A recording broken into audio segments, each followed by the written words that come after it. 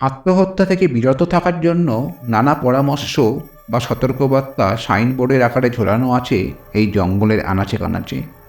তবুও প্রতি বছর গড়ে প্রায় 100 জন মানুষ এই জঙ্গলে এসে আত্মহত্যা করেন। অদ্ভুত এক রহস্যে ঘেরা এই জঙ্গলের নাম আওকিগাহারা। এটি জাপানের মাউন্ট ফুজি পর্বতমালার উত্তর পশ্চিমে প্রায় 35 বর্গ কিলোমিটার এলাকা জুড়ে ছড়িয়ে আছে। বিভিন্ন পরিসংখ্যান অনুযায়ী আত্মহত্যার সংখ্যার বিচারে আওকিগাহারা অরণ্য বিশ্বে দ্বিতীয়। প্রথম স্থানে রয়েছে আমেরিকার সান ফ্রান্সিসকোর গোল্ডেন ব্রিজ। আসুন জেনে নেওয়া যাক এই রহস্যময় অরণ্য আওকিগাহারা সম্পর্কে জরুরি কিছু কথা। ঘন জঙ্গল, এখানে এত বেশি গাছ আছে যে কে বলা হয় গাছের সমুদ্র। কিন্তু সেই ঘন সবুজের নিঃসঙ্গতাকেই মানুষ বেছে নেয় তাদের শেষ শয্যা হিসাবে। দলে দলে মানুষ সেই অরণ্যে এসে আত্মঘাতী হতে যায়। তাই আপাতভাবে প্রাকৃতিক সৌন্দর্যের ওই ঠিকানার নাম আত্মহত্যার অরণ্য। এই অরণ্য আছে জাপানে। আগ্নেয় পর্বত মাউন্ট ফুজির উত্তর পশ্চিমাংশে আওকিগাহারা অঞ্চলে 13.5 বর্গ মাইল এলাকা জুড়ে বিস্তৃত এই অরণ্য অবস্থিত। পোশাকি নাম আওকিগাহারা জুকাই। প্রতি বছর জাপানের বিভিন্ন অংশ থেকে শয়ে শয়ে মানুষ আসেন এই জঙ্গলে সারা জীবনের মতো হারিয়ে যেতে। এই অরণ্য এত ঘন যে দীর্ঘদিন মৃতদেহের কোনো খোঁজ পাওয়া যায় না। বেশিরভাগ সময়েই নিথর দেহগুলি শকুনের খাদ্যে পরিণত হয়। পরিসংখ্যান বলছে প্রতি বছর অন্তত 100 মানুষ এই জঙ্গলে মৃত্যুবরণ করেন। আসেন অবশ্য আরও অনেক বেশি, কেউ কেউ ফিরেও যান আত্মহত্যার ব্যর্থ চেষ্টায়। আত্মহত্যার ধারণা দেশ বিশেষে পাল্টে যায়। নিজেকে শেষ করে দেওয়া কোনো কোনো দেশে পাপ, আবার কোথাও সেই ধারণা কার্যকর নয়।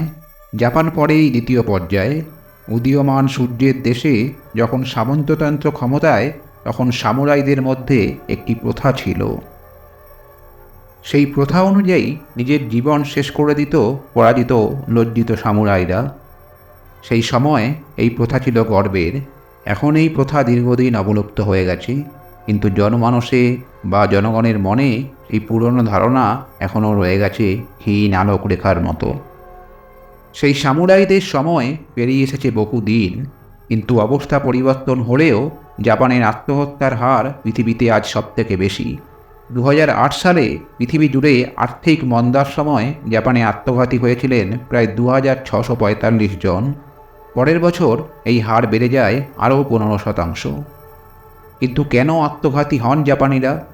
মৃত্যুর কারণ হিসাবে প্রেমে বিচ্ছেদ এবং অন্যান্য পারিবারিক কারণ তো আছেই, তবে সবথেকে বেশি যে কারণে জাপানবাসীরা নিজেকে শেষ করে দেন সেটা হলো আর্থিক মন্দা। প্রতি বছর জাপানে মার্চ মাসের চতুর্থ সপ্তাহ অর্থাৎ আর্থিক বছরের শেষে আত্মহত্যার হার সবথেকে বেশি হয়। এই সময়ে সুইসাইড ফরেস্টেও আত্মহত্যার সংখ্যা বেড়ে যায়।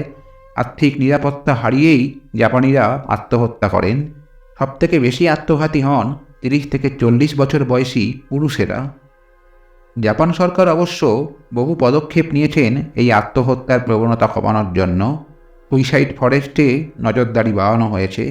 24 ঘন্টা সেখানে দেওয়া হয়েছে কড়া নিরাপত্তা। অরণ্যের বিভিন্ন অংশে সাইনবোর্ডে লেখা আছে তাদের মনোবল বাড়ানোর মতো কথা।